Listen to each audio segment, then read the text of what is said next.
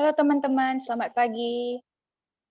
Bagaimana kabarnya teman-teman? Yang baik boleh dikasih jempol, ayo dikasih reaction. Wah, semua pada baik. Baguslah. Yuk teman-teman, kita sebelum memulai ibadah, mari kita berdoa dulu. Tuhan Yesus, terima kasih atas anugerah-Mu kami dapat berkumpul dan beribadah lagi bersama pada hari ini. Tuhan, tolonglah berkati ibadah ini dari awal, pertengahan sampai akhir. Dalam nama Tuhan Yesus kami berdoa dan mengucap syukur. Amin. Teman-teman, mari kita memuji Tuhan dengan menyanyikan lagu Betapa Hebat.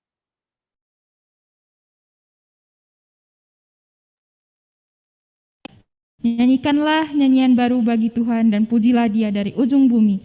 Baiklah laut bergemuruh serta segala isinya dan pulau-pulau dengan segala penduduknya.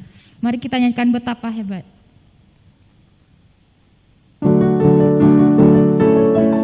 Mari kita bersama-sama bertepuk tangan. Berkuasa di bumi di surga, bertahta dalam kemuliaan. Dialah Tuhan Allah kita, namanya berkuasa, pembebas umatnya. Betapa hebat, betapa kuat, dahsyatnya Allah kita. Dia berjaya atas semua perbuatannya. Betapa hebat, betapa kuat, dahsyatnya Allah kita. Dia ternama Yesus Raja segala raja, Tuhan Allah kita.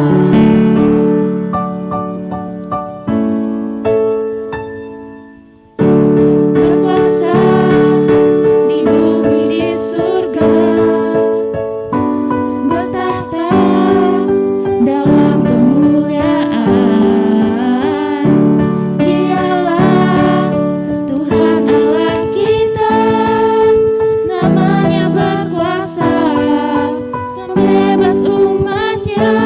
Betapa hebat, betapa kuat, dahsyatnya Allah kita. Dia berjaya atas semua perbuatannya.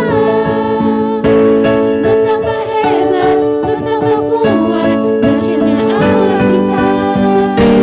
Dia ternama Yesus Raja segala raja. Betapa hebat, betapa kuat, dahsyatnya Allah kita. Dia berjaya atas semua perbuatannya. Betapa hebat, betapa kuat, dahsyatnya Allah kita. Dia ternama Yesus Raja segala raja, Tuhan Allah kita.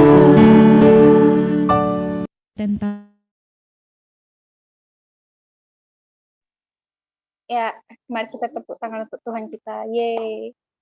Oke. Teman-teman, mari kita membawakan satu lagu sebelum masuk ke firman Tuhan. Mari kita nyanyikan 10,000 Reasons.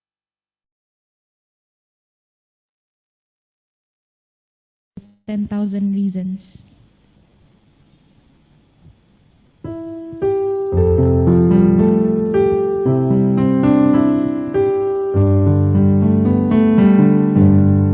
Bless the Lord, oh my soul, oh my soul. Worship His holy name. Sing like never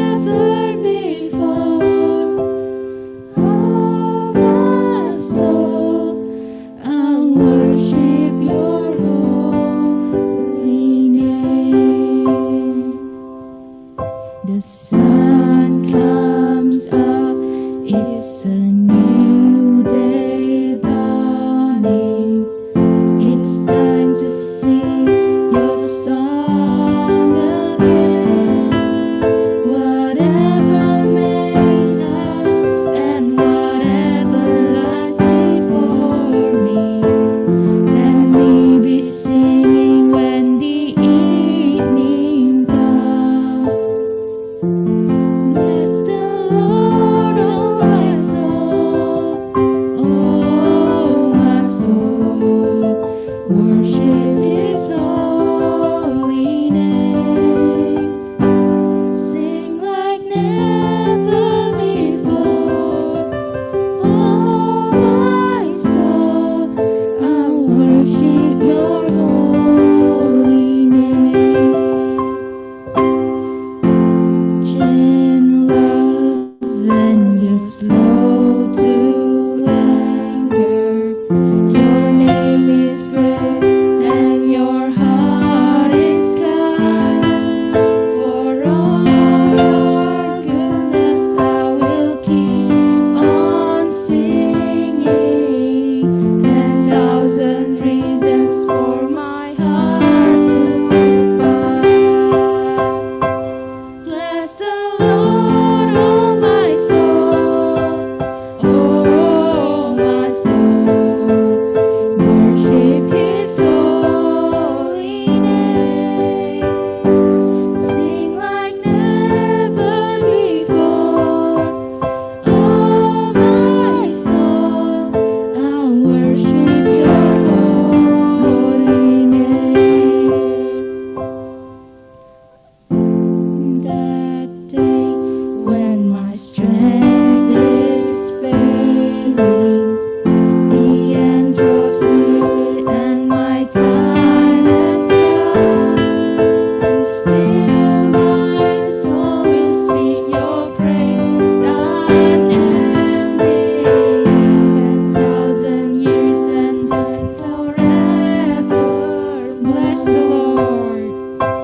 Bless the Lord, oh my soul, oh my soul, worship His holy name. Sing like never before, oh my soul, I'll worship Your holy name. I worship Your holy name. Sekali lagi teman-teman. I worship Your holy name. Teman-teman, mari kita bersatu dalam doa. Tuhan, mungkin terkadang sulit bagi kami untuk bisa menyanyikan puji dan syukur kami kepada Engkau ya Tuhan di tengah masa-masa yang tidak gampang.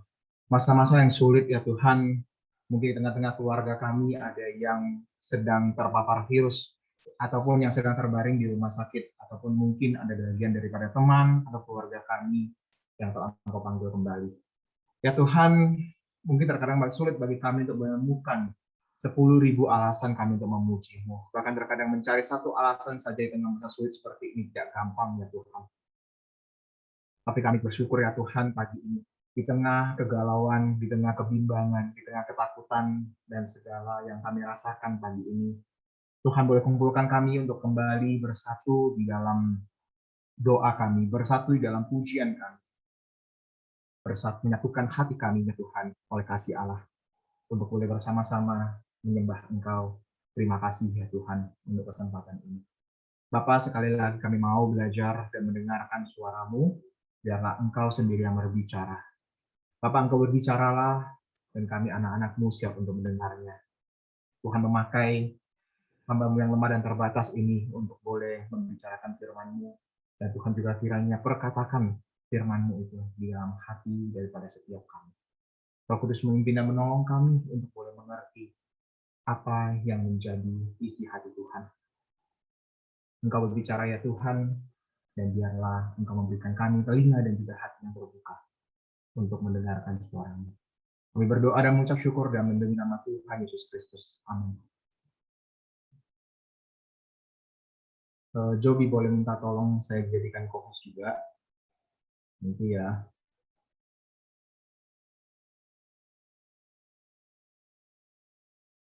Oke, thank you ya Joby. Selamat pagi teman-teman sekalian. Bersyukur ya pagi ini saya boleh kembali bertemu dengan teman-teman sekalian secara virtual. Ya kita mau sama-sama ambil satu bagian, ambil Alkitab kita ya, kita mau sama-sama merenungkan satu bagian dari firman Tuhan.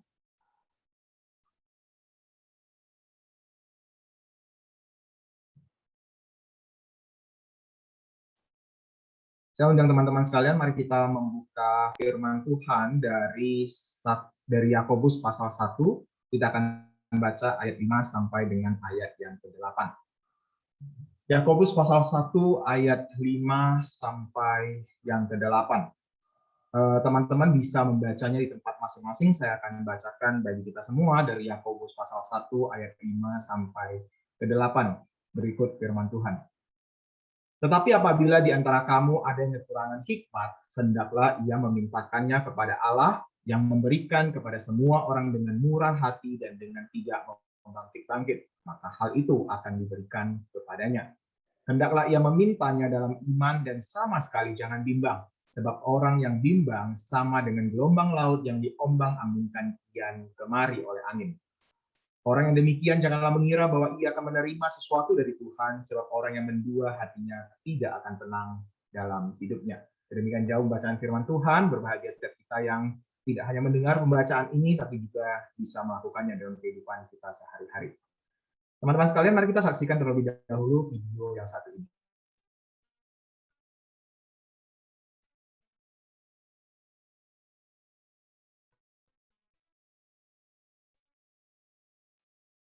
Presiden Joko Widodo mengundang Yohanes Andekala atau mengabaikan rumah kepada Presiden. Di hadapan Presiden, Joni menceritakan kronologi saat ia memanjat tiang setinggi lebih dari 20 meter tersebut. Joni mengaku spontan untuk memanjat tiang bendera setelah mendengar Wakil Bupati mencari orang yang dapat memanjat tiang bendera. Tanpa ragu, Joni memanjat untuk mengambil tali bendera yang tersangkut di puncak tiang. Presiden mengatakan cukup was-was melihat aksi bocah itu. Memanjat tiang begitu tinggi merupakan aksi berbahaya dan perlu diingatkan. Namun Jokowi menilai aksi heroik Joni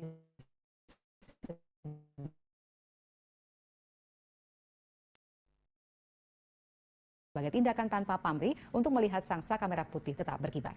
Pak, kamu saya manjat-manjat gimana apa itu? Manjat pohon atau? Manjat pinang biasa.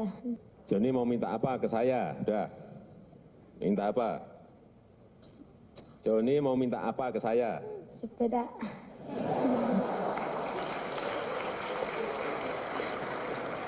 Kamu tuh jauh-jauh dari Belu ke Jakarta hanya minta sepeda. Apanya itu? Mau minta apa? Mau minta bikinin rumah saja. Nah, gitu loh. Presiden Joko Widodo Oke, teman-teman sekalian, mungkin kalau ditanya sama Pak Jokowi mau minta apa, kira-kira apa yang pengen kalian minta? Mungkin seperti Joni yang minta sepeda, ataupun mungkin ada permintaan-permintaan lain ya yang teman-teman pengen minta. Tapi buat si Joni kecil, seorang anak yang datang dari sebuah tempat di Kabupaten Belu di Nusa Tenggara Timur, yang pada waktu itu tahun 2018 dia baru pertama kali ke Jakarta, dan dia mendapat satu privilege ya, bisa masuk ke Istana Negara, makan di sana semeja dengan para menteri, ya orang-orang, para pejabat negara, orang-orang tinggi di negara ini. Joni yang kecil itu bukan hanya dapat kesempatan untuk bisa makan bersama, masuk ke istana, tapi juga mendapatkan hadiah dari Presiden Jokowi. Saya nggak pernah membayangkan sama sekali ada kesempatan ya untuk bisa meminta sesuatu kepada Presiden, ya, apalagi meminta ya sesuatu yang dalam di benak saya itu mungkin sesuatu yang sangat impossible. Ya palingan saya berani minta kepada papa mama saya ataupun mungkin hanya minta kepada contoh Aini. Nah, bisa jadi ya kalau saya minta kepada presiden, jangan-jangan saya diusir sama pas pampres, teman-teman.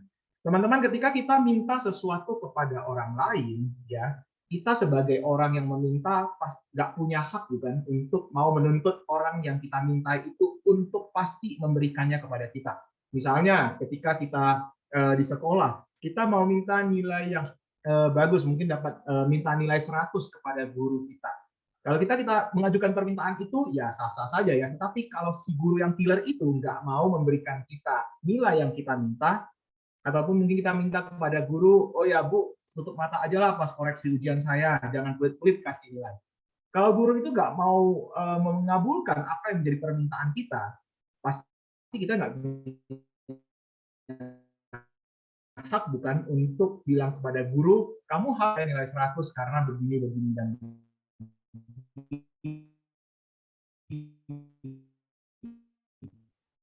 kita tidak punya hak untuk bisa memaksa yang kita minta, tidak dapat, teman-teman.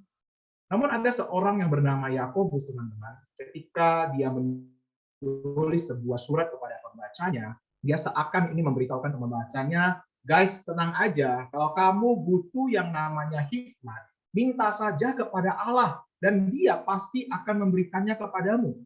Ada satu jaminan, teman-teman, di sini yang diberikan oleh Yakobus ketika dia menulis kepada pembaca suratnya, bahwa kalau kamu minta hikmat kepada Allah, kamu pasti akan menerimanya. Yang mungkin jadi pertanyaan saya ketika membaca bagian ini adalah, buat apa sih minta hikmat? Mungkin teman-teman juga bertanya pertanyaan yang sama, buat apa sih minta hikmat?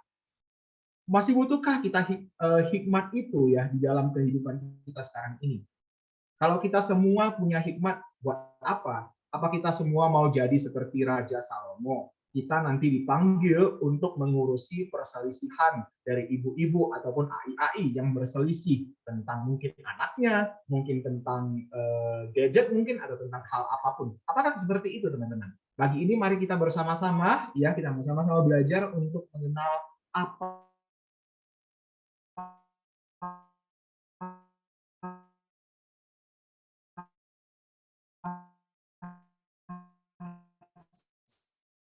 sih itu hikmat. Misalnya kita Amsal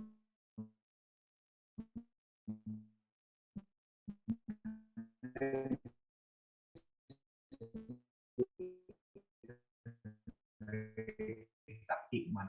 Saya tadi ataupun chat di ruang chat, saya ingin tahu dulu sebelum kita berbicara biasa tentang hikmat ini, apa sih yang terpikiran di pikiran kalian ketika terdengar atau membaca hikmat? Silakan teman-teman. Boleh di chat?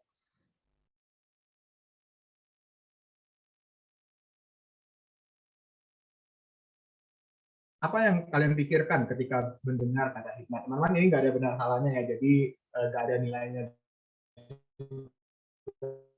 Jadi jangan takut, teman-teman. Silakan, boleh mengajukan apa yang terpikir di pikiran kalian ketika kita mendengar kata hikmat.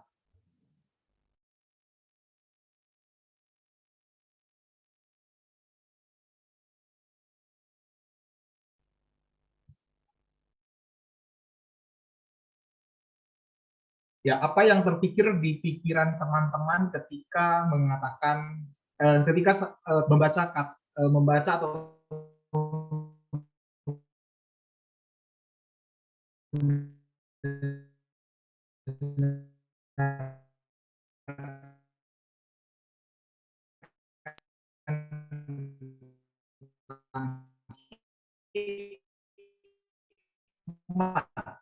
ya ada yang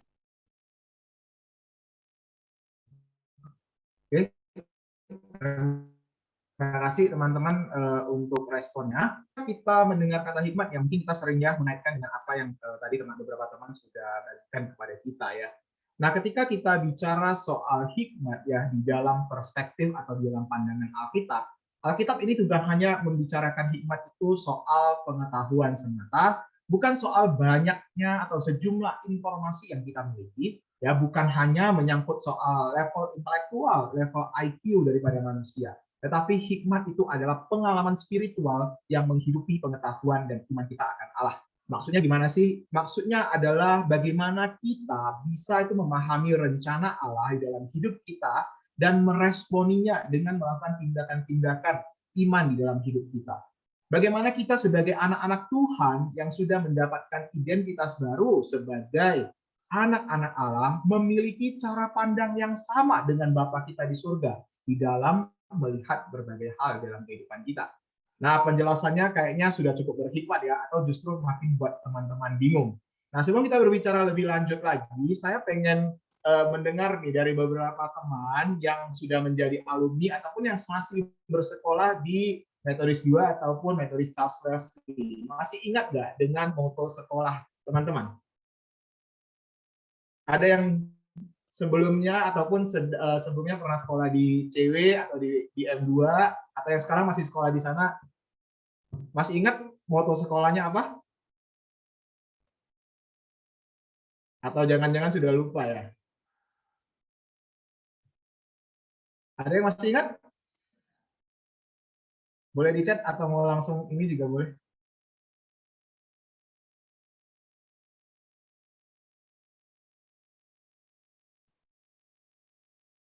Lupa? Oke, tidak apa-apa. Oke, saya coba refresh ya. Mungkin teman-teman masih ingat gak ya? Di Amsal 1 ayat 7a, bukan? Ya, the fear of the Lord is the beginning of knowledge, atau takut akan Tuhan adalah permulaan pengetahuan. Ya mungkin karena teman-teman udah 1 tahun lebih nggak sekolah onsite ya. Dulu waktu saya sekolah di M2 ya setiap hari buka buku catatan yang tertulis di depan buku itu adalah ayat ini ya. Jadi secara tidak langsung mau nggak mau jadi terhafal. Teman-teman, kenapa saya menggunakan ayat ini teman-teman? Ayat Amsal 1 ayat 7a ini juga sejajar dengan Amsal 1 ayat 9a, di mana permulaan hikmat itu adalah takut akan Allah, teman-teman. Teman-teman, takut akan Allah itulah yang menjadi dasar kita untuk memahami apa itu hikmat, teman-teman. Kenapa mesti takut akan Tuhan? Kenapa mesti Tuhan? Kenapa mesti menempatkan Tuhan untuk bisa memiliki hikmat, teman-teman? Karena apa yang ada di bawah kolong langit ini, dunia dan alam semesta ini seperti yang kita tahu adalah ciptaan Tuhan, teman-teman. Dunia ini adalah rancangan daripada tangan Tuhan. Dia adalah creator of this universe. Kalau begitu, sebagai seorang pencipta, hanya dia bukan yang tahu akan apa saja yang ada di dalam dunia ini. Oleh karena itu, takut akan Tuhan menjadi sebuah fondasi yang penting, teman-teman, untuk bisa kita pahami apa itu hikmat. Nah, seperti ada sebuah cerita yang saya pernah alami beberapa waktu yang lalu ya. Jadi saya dan keluarga kami dan juga keluarga tetangga ya pernah pergi ke sebuah restoran untuk makan, teman-teman. Dan di sana ada sebuah menu namanya ayam longan. Nah, mungkin teman-teman juga ada yang pernah mencicipi menu ini ya. Tetangga saya ini kebetulan adalah seorang pengusaha catering ya, pengusaha rantangan. Jadi dia itu ahli masak, suka masak. Ya, ketika dia kami mengorder makanan ini dan dia melihatnya, ya ini ada sebuah menu yang baru buat dia karena dia sebenarnya nggak pernah masak. Kemudian memperhatikan menu ini ada apa saja ya, selain ayam ada longan, kemudian ada hal-hal yang lain ya, garnis-garnis yang lain itu. Dan kemudian dia mencicipi rasa daripada sausnya dan dia mengatakan ini mas saya bisa masak katanya. Kemudian dia bilang oke, nanti aja habis beberapa hari lagi nanti kalau saya ada waktu saya masak dan saya saya kasih coba ya menu ini. Benar seperti apa yang dia katakan, teman-teman. Beberapa hari kemudian ya AI ini ya tetangga ini kemudian masaklah ya menu ayam longan versi dia. Ya saya nggak bisa menemukan gambar yang persis sama ya teman-teman, jadi saya pakai gambar ini, jadi teman-teman bisa bayangkan saja. Jadi dia memasak ayam longan yang kira-kira secara bentuknya itu sama, teman-teman ya. Dari tampak luarnya itu sama ya, ada ayam, ada longan, dan garnis-garnis yang ada, paprika dan sebagainya. Tetapi teman-teman, ketika saya mencicipi rasa daripada saus ayam longan itu, rasanya totally different, teman-teman. Inilah yang menjadi rahasia daripada koki di restoran itu ketika dia menciptakan menu ayam longan ini. Orang lain yang pengen masak menu ini mungkin melihat dari tekstur luarnya ada ayam longan dan sebagainya, mungkin bisa meniru, tetapi rasa daripada ayam longan ini, ya sausnya ini tidak gampang ditiru karena itu diciptakan oleh sang koki yang bekerja di restoran itu. Demikian pula dengan kita, ya, ketika kita mau mengetahui apa yang ada di dalam alam semesta ini, tentunya kita perlu belajar, kita perlu tahu daripada sang creator ataupun orang yang menciptakan ataupun pribadi ya yang menciptakan alam semesta itu. Siapa lagi kalau bukan Tuhan? Oleh karena itu, mengapa takut akan Tuhan? Mengapa ketika kita mau mengetahui tentang hikmat, kita mesti kembali kepada Tuhan. Nah, teman-teman, pertanyaannya sekarang, buat apa sih kita tahu hikmat itu? Ya, teman-teman yang sudah mengikuti ibadah online minggu lalu, ya teman-teman sudah mendengarkan khotbah yang disampaikan oleh Tuan Tauseli minggu lalu ya. Di sana Tuan Tauseli sudah menunjukkan kepada kita awal daripada surat Yakobus ini. Jemaat Yakobus pada waktu itu mereka menghadapi pencobaan dan juga banyak ujian iman, banyak permasalahan hidup yang mereka hadapi. Dan dilanjutkan dengan bagian yang sudah kita baca tadi.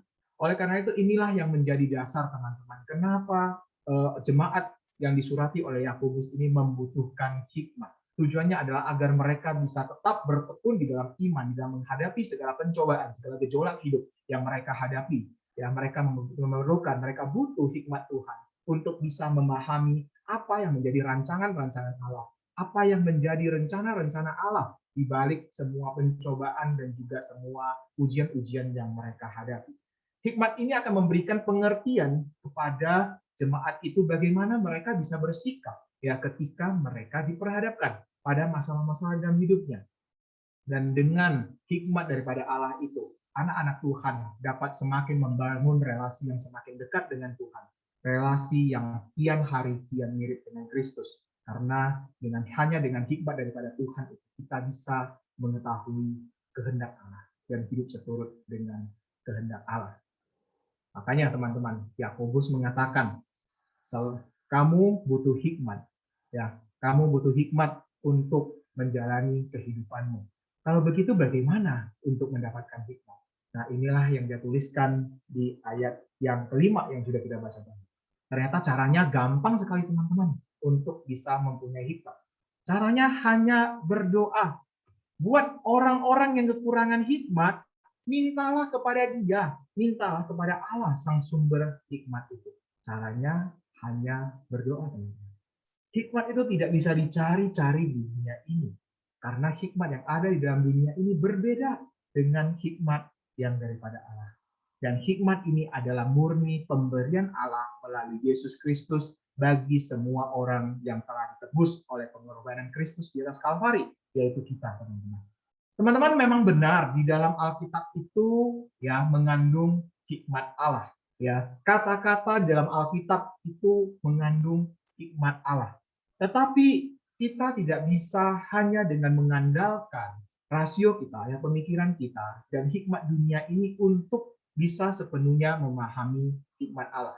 Karena di dalam 1 Korintus ya pasal 2 dan pasal 3 di sana Paulus menuliskan bahwa hikmat yang dimiliki oleh dunia ini tidak akan mungkin bisa memahami hikmat Allah karena hikmat Allah bagi dunia ini adalah sesuatu yang bodoh, teman-teman. Teman-teman, kalau kita mau baca Alkitab itu beratus-ratus kali, bahkan ada orang yang bilang ya, biasanya saya selalu ingat waktu dulu sekolah kalau kita mau hafal sesuatu yang tidak bisa dihafal, teman-teman itu sering berguyon katanya kalau nggak bisa dihafal ya udah dibakar aja dan diminum airnya. Teman-teman, untuk bisa memahami Alkitab itu ketika kamu sudah membacanya berulang-ulang dan kamu tidak mengerti sekalipun dan kamu bakar dan minum airnya, tidak bisa sama sekali untuk memahami apa yang menjadi pemikiran Allah kalau kita tidak mengandalkan Allah. Makanya tidak mengherankan banyak orang-orang ya yang mempelajari Alkitab. Ya banyak sarjana Alkitab, teolog Kristen yang mereka menggali isi kitab suci itu kata per kata ya dipelajari dari bahasa aslinya, ya mereka mencoba menggabungkan hal ini dan hal itu, tetapi mereka tidak menemukan Tuhan di dalam Alkitab. Malah mereka berakhir menjadi orang-orang yang tidak percaya sama sekali dengan Tuhan. Mereka gagal untuk memahami bahwa hikmat dari surga itu memang adalah hikmat yang diberikan oleh Allah dan hikmat yang tidak bisa dicapai oleh usaha manusia sendiri tanpa kita memintanya kepada Tuhan. Teman-teman, oleh karena itu ya Yesus berkata kepada kita ya bahwa setelah Ia naik ke surga, Ia akan mengutus Roh Kudus untuk tinggal di dalam hati kita, orang-orang yang percaya kepadanya. Dan Roh Kudus atau yang disebut sebagai roh kebenaran atau roh penghibur ini, Roh Kudus yang berperan untuk mengajarkan segala sesuatu kepada kita, untuk mengingatkan setiap firman Allah yang kita baca itu kepada kita. Dan Roh Kudus inilah yang akan terus-menerus mengungkapkan maksud daripada hikmat Allah itu. Roh Kudus akan menunjukkan kepada kita apa sih itu rencana daripada kerajaan Allah. Jikalau sampai hari ini, teman-teman, engkau masih mengalami kesulitan untuk bisa memahami Alkitab secara sepenuhnya, jangan putus asa, teman-teman. Datanglah kepada Tuhan dan mintalah hikmat kepadanya. Mintalah Roh Kudus untuk menyingkapkan, untuk menunjukkan kepada kamu dan saya untuk bisa memahami apa yang menjadi hikmat Allah itu. Teman-teman, sampai di titik ini jangan kita salah paham bahwa ketika Roh Kudus tinggal di dalam hati kita, kita otomatis akan tahu semua ya yang menjadi rencana Allah. Jangan kita salah paham bahwa ketika Roh Kudus turun, artinya Tuhan seperti menginstalkan ya sebuah aplikasi atau menginstalkan hikmat itu di dalam kita dan kita langsung mengerti apa semua yang menjadi rencana Allah. Teman-teman, di sini ada peran kita ya untuk bisa memahami hikmat Allah itu melalui relasi yang terus kita bangun dengan Tuhan. Lewat pembacaan firman Tuhan setiap hari, ya lewat saat teduh kita, lewat kita berdoa, lewat kita menjalin relasi dengan Tuhan di dalam pelayanan kita, di dalam sejumlah disiplin yang rohani yang kita jalankan. Di saat yang bersamaan Roh Kudus juga bekerja untuk terus menunjukkan apa yang menjadi rencana Allah di dalam hidupku dan hidupmu. Roh Kudus akan terus menunjukkan kepada kita dan menolong kita untuk bisa semakin mengenal Dia dan memahami kehendaknya, teman-teman. Teman-teman, oleh karena itu, ya Yakobus di sini juga menunjukkan kepada kita bahwa ketika kita tidak mengerti apa yang menjadi rencana Tuhan, kita butuh hikmat itu. Dan di dalam meminta hikmat itu kepada Tuhan, jangan kita ragu, jangan bimbang, teman-teman. Karena kita pasti akan diberikan hikmat itu oleh Tuhan ketika kita memintanya. Yakinlah 100% bahwa Tuhan pasti akan memberikannya kepada kita.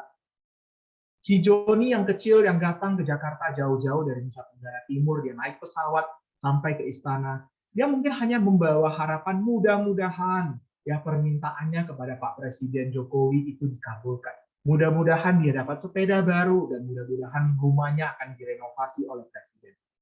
Dan juga mungkin ketika kita minta sesuatu kepada orang tua kita, mungkin kita buat teman-teman yang baru lulus SMA, mungkin kita minta kepada papa mama kita mau kuliah di mana, ataupun mungkin kita meminta sesuatu ke papa mama kita, mungkin gadget baru yang kita minta, mungkin uang jajannya ataupun apapun itu. Mungkin kita hanya membawa harapan mudah-mudahan ya papa mama kita mengabulkan apa yang kita minta.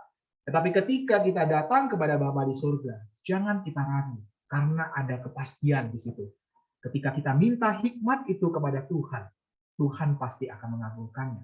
Karena hikmat itu kita butuhkan untuk bisa memahami, untuk bisa mengenal Tuhan dan memahami rencana-rencana Tuhan. Bukankah itu tujuan Tuhan ketika Dia mau datang ke dalam dunia ini, mengambil rupa sama dengan manusia, mati di atas kayu salib, agar relasi kita dengan Dia diperbaiki dan kita kian hari kian mengenal Dia. Kian hari kita kian hidup seturut dengan rencana. Bukankah itu yang menjadi rencana Tuhan? Kalau demikian, Tuhan pasti memberikan hikmat itu kepada kita. Teman-teman, keraguan itu digambarkan oleh Yakobus sama dengan menduakan Allah. Mungkin teman-teman pernah mendengar ya pacar itu tidak suka diduakan. Ya, mungkin teman-teman sudah ada yang memiliki pacar atau seseorang yang dikasihi. Ya, pastilah pacar kita itu nggak suka diduakan. Demikian juga dengan Tuhan. Tuhan tidak suka diduakan. Yakobus di sini mengatakan orang yang punya keraguan itu sama dengan menduakan Allah. Atau Alkitab bahasa Inggris menerjemahkannya sebagai double-minded man. Jadi di dalam otak dia itu bukan hanya ada Allah. Di dalam pikiran dia itu dia tidak hanya menempatkan Allah sebagai satu-satunya, tetapi dia juga meletakkan keraguan dia sejajar dengan Allah. Sesuatu yang kita letakkan sejajar dengan Allah itu sama dengan kita memberhalakan hal tersebut. Karena kita bukan menempatkan Allah sebagai satu-satunya yang kita andalkan, tetapi ada sesuatu lain yang kita letakkan sejajar dengan Allah. Dan itu sama dengan pemberhalaan. Dan Tuhan pastinya tidak senang dengan hal itu. Oleh karena itu, sebagai Allah yang tidak suka diduakan, sama dengan pacar kita yang juga tidak suka diduakan. Oleh karena itu, ketika kita minta hikmat kepada Tuhan, jangan kita ragu. Jangan kita menempatkan keraguan itu sejajar dengan Allah, karena kita punya Allah yang pasti akan memberikan hikmat kepada kita. Oleh karena itu, katakanlah dengan berani, teman-teman, Lord, please give me, please show me your wisdom. Teman-teman, belakangan ini kita pasti banyak dengar ya varian-varian baru dari virus corona. Ya, ini alfa, beta dan sebagainya. Ini bahasa kata-kata Yunani ya, alfabet Yunani. Kan dipakai alfabet Yunani untuk menunjukkan jenis-jenis varian virus yang berbeda. Varian virus yang berbeda ini akhirnya membuat dunia kembali dikacaukan oleh corona ya. Kita seakan kembali kepada waktu-waktu di tahun lalu ketika kita harus stay at home, study at home, worship at home, and do a lot of things at home.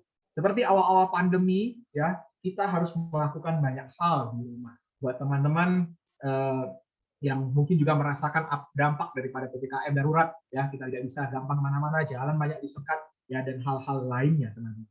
Teman-teman, masa-masa seperti ini, ya ketika kita dipaksa untuk harus kembali lagi kepada zaman atau waktu-waktu yang kita tidak suka pada waktu itu ya, ketika kita harus melakukan banyak hal di rumah, kita tidak bisa keluar rumah dengan gampang, kita tidak bisa bersosialisasi dengan teman-teman kita mau jalan-jalan ke mall juga nggak buka. Apa yang kita katakan? Apakah kita berkata, God, why like this? Mungkin itu yang menjadi pertanyaan kita. Tuhan, kenapa mesti kayak gini lagi? Bukankah kondisinya kemarin sudah membaik? Sudah ada vaksin, ya kondisinya sudah terkendali. Kenapa kita harus kembali lagi, Tuhan? Why, Lord? Tetapi pernahkah ketika di dalam menghadapi masa-masa sulit seperti ini, justru kita berkata, Lord, I need wisdom to understand your will and your plan. Apakah kita pernah berkata, Tuhan, saya membutuhkan hikmat-Mu untuk mengerti apa yang menjadi rencanamu, apa yang menjadi kehendak-Mu. Teman-teman, kondisi daripada orang-orang yang disurati oleh Yakobus ini juga bukanlah orang-orang yang hidupnya aman-aman saja, nyaman-nyaman saja. Teman-teman, mereka dikatakan di Yakobus 1 ayat 1 mereka berada di diaspora. Artinya mereka terserak kemana-mana. Mereka tidak ada di tanah kelahiran mereka. Mereka hidup sebagai kaum-kaum minoritas, orang-orang yang terpinggirkan di tempat mereka berdiam. Teman-teman, mereka mengalami penderitaan bukan hanya jauh daripada tanah kelahiran. Mereka hidup di bawah tekanan daripada pemerintahan penjajah, yaitu pemerintahan Romawi. Banyak daripada mereka yang hidup sulit secara ekonomi karena mereka menjadi budak, ya. Mereka harus tunduk pada apa yang menjadi keinginan daripada Tuhan mereka. Justru di dalam kondisi penderitaan seperti ini, Yakobus mengatakan kepada mereka, kamu butuh hikmat dari Tuhan. Kamu butuh minta hikmat itu daripada Tuhan dan mintalah dengan tanpa keraguan agar kamu bisa memahami rencana Allah dalam hidupmu dan kamu bisa terus menaruh imanmu kepada Yesus Kristus. Dan teman-teman, saya percaya kalau Yakobus diminta untuk menulis kepada kita yang ada di Indonesia ataupun tepatnya hidup di masa pandemi seperti ini, Yakobus juga akan menuliskan hal yang sama. Guys, mintalah hikmat kepada Tuhan untuk bisa memahami rencana Allah bagi kita masing-masing secara pribadi. Dikala kita masih hidup dengan ketidakpastian, dengan banyak keraguan, banyak kegalauan, mari masing-masing kita bisa minta kepada Tuhan untuk menyingkapkan, minta kepada Tuhan untuk menunjukkan kepada kita apa sih sebenarnya yang Tuhan rencanakan di dalam hidup kita masing-masing secara pribadi. Teman-teman, saya mengatakan di sini masing-masing secara pribadi. Karena rencana Tuhan bagi setiap kita itu berbeda-beda. Dan kita butuh minta hikmat ini. Masing-masing kita memintanya kepada Tuhan untuk bisa mengerti apa yang Tuhan rencanakan bagi setiap kita. Dikala kita masih harus mengikuti pelajaran-pelajaran secara online, mungkin bagi teman-teman yang sebentar lagi akan kuliah, teman-teman pun akan memulainya dengan online. Ataupun teman-teman yang sudah berkuliah 1 tahun dan masih harus melanjutkan semester depan secara online. Mungkin harus memulai masa orientasi di kuliah dengan online. Kita masih harus berteman secara online. Ataupun mungkin di masa yang sulit seperti ini ada saudara kita, anggota keluarga kita yang terpapar oleh virus, yang sekarang mungkin sedang sesak nafas di ruang ICU di rumah sakit. ataupun ada yang sudah Tuhan panggil kemana? Pernahkah kita bertanya kepada Tuhan, Tuhan, apa sih rencana Tuhan? Apa yang jadi rencana Tuhan bagi saya secara pribadi untuk mengalami dan melewati hal-hal seperti ini? Apa yang Tuhan mau saya pelajari? Apa yang Tuhan mau saya lakukan dan kerjakan di masa seperti ini? Teman-teman, lebih kurang 2-3 minggu ini saya menerima banyak sekali berita-berita tentang orang yang kena COVID. Dan orang-orang itu adalah teman-teman dekat saya, keluarganya, bahkan keluarga saya sendiri, anggota keluarga saya ya, keluarga ya lumayan cukup dekat ya. Ada tante saya, 2 keluarga terkena COVID. Ada juga teman yang dulu sama-sama kuliah yang sudah Tuhan panggil juga. Dan berita bahwa awalnya PPKM darurat hanya ada di Jawa dan di Bali, dan akhirnya juga Kota Medan kena imbasnya. Teman-teman, berita-berita seperti itu selama 2-3 minggu terakhir ini benar-benar membuat saya galau, teman-teman, dan saya bingung harus seperti apa. Di dalam hati saya ini seperti ada alarm yang terus berbunyi mengatakan ini bukan kondisi yang main-main. Bentar lagi Indonesia mungkin akan jadi kayak India. Ketika saya menyaksikan banyak video-video ya yang diposting di YouTube maupun di IG tentang kondisi-kondisi yang ada di rumah sakit. Ketika saya melihat orang antri beli oksigen, ketika saya melihat orang mau masuk rumah sakit saja harus antri di tengah kondisi mereka yang sudah sesak nafas dan tidak bisa ditolong. Bahkan mungkin kalau teman-teman ikuti berita, ada juga orang yang gara-gara isolasi mandiri di rumah nggak tertangani akhirnya meninggal dunia. Tetapi ketika saya mempersiapkan firman Tuhan ini, awalnya saya bingung, teman-teman, apa yang mau saya sampaikan? Sebenarnya apa sih hikmat Allah itu? Sampai akhirnya Tuhan menunjukkan kepada saya. Dan saya ditegur oleh firman Tuhan ini. Bahwa ya Tuhan punya rencana di balik semua itu. Mungkin saat ini kita belum bisa memahami rencana Tuhan itu secara real. Tetapi saya percaya melalui masa-masa yang sulit ini, mungkin yang sudah 1,5 tahun lebih ini kita lewati, Tuhan punya rencana yang indah. Paling tidak selama 1,5 tahun yang sudah saya lewati ini, saya melihat Tuhan membuka kesempatan bagi saya untuk mencoba sesuatu yang baru. Misalnya kuliah online yang selama ini tak pernah saya bayangkan saya bisa kuliah secara online.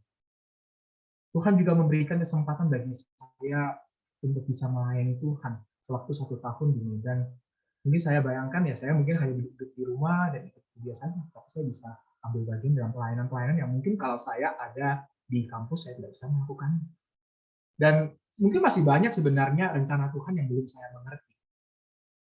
Dan ketika saya membaca bagian firman Tuhan ini, saya pun datang kepada Tuhan dan memohon Tuhan untuk menunjukkan apa yang menjadi rencananya di dalam hidup saya secara pribadi.